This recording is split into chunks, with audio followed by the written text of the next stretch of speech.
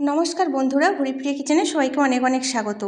আজ আমি সোয়াবিনের রেসিপি শেয়ার করতে চলেছি।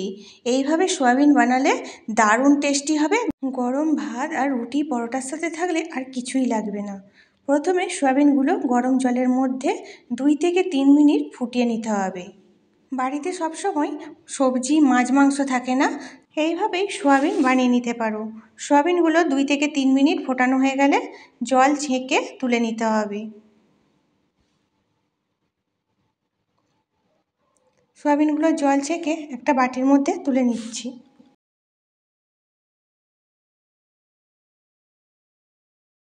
সোয়াবিনগুলো রান্না করার আগেই এইভাবে যদি গরম জলের মধ্যে ফুটিয়ে 2-3 মিনিট ধরে রাখা হয়, তাহলে এই রকম ফুলে নরম তুলতুলে হয়ে যাবে।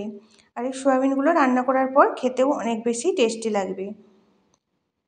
সোয়াবিনগুলো গরম জল থেকে ছেঁকে তুলে নেওয়ার পর বাটির মধ্যে ঠান্ডা জল দিয়ে দিচ্ছি। এরপর সোয়াবিন থেকে জল ছেঁকে নিতে হবে। এরপর কড়ার মধ্যে সর্ষের তেল দিয়ে দেবো। তেল গরম হয়ে গেলে জল ছেঁকে রাখা সোয়াবিনগুলো তেলের মধ্যে ভেজে নিতে হবে। সোয়াবিনগুলো তেলের মধ্যে এভাবে ভেজে নিলে সোয়াবিনটা অনেক বেশি টেস্টি লাগে। এখন সোয়াবিনগুলো তেলের মধ্যে এইভাবে ভেজে নিচ্ছি। ভাজা হয়ে গেলে সোয়াবিনগুলো একটা বাটির মধ্যে তুলে নিতে হবে।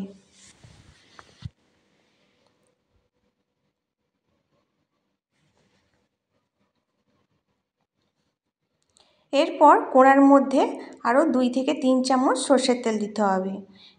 এখন এই তেলের মধ্যে গোটা গরম মশলা যেমন এলাচ, দারুচিনি, লবঙ্গ দিয়ে আর তেল গরম হতে 1 চামচ রসুন বাটা দিতে হবে। আর এই রসুন বাটা তেলের মধ্যে হালকা করে ভেজে নিতে হবে। এরপর রসুন হালকা করে ভাজা হয়ে গেলে 2টো মিডিয়াম সাইজের পেঁয়াজ কুচি কড়ার মধ্যে দিতে হবে। এরপর এই পেঁয়াজ কুচি হালকা করে ভেজে নিতে হবে। পেঁয়াজগুলো ভাজার সময় গ্যাসের ফ্লেম লো টু মিডিয়াম রেখেই পেঁয়াজগুলো ভাজবো, যাতে পেঁয়াজগুলো নরম করে ভাজা হয়। আর এই পেঁয়াজগুলো নরম করে ভাজা হয়ে গেলে এর মধ্যে 1 চামচ আদা জিরে বাটা দিতে হবে।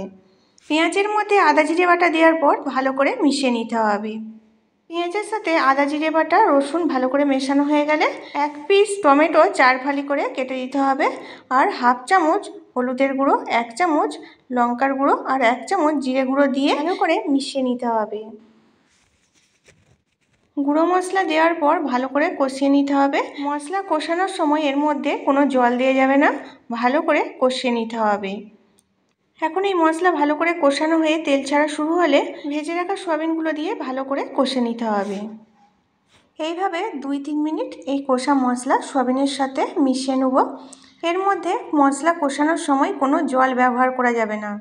এই মশলা সোয়াবিনের সাথে ভালো করে কষানো হয়ে গেলে অল্প অল্প করে সোয়াবিনের মধ্যে জল দিতে হবে।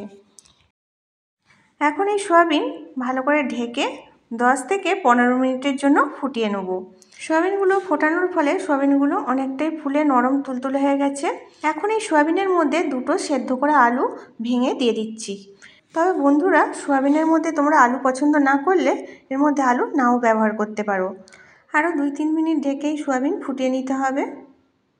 এরপর এই সোয়াবিনের মধ্যে 1/2 চামচ গরম মশলা দিয়ে দিতে হবে। তো বন্ধুরা, আজকের এই রেসিপি কেমন লেগেছে অবশ্যই একটা কমেন্ট করে জানাবে। ভালো লেগে থাকলে লাইক করে দেবে।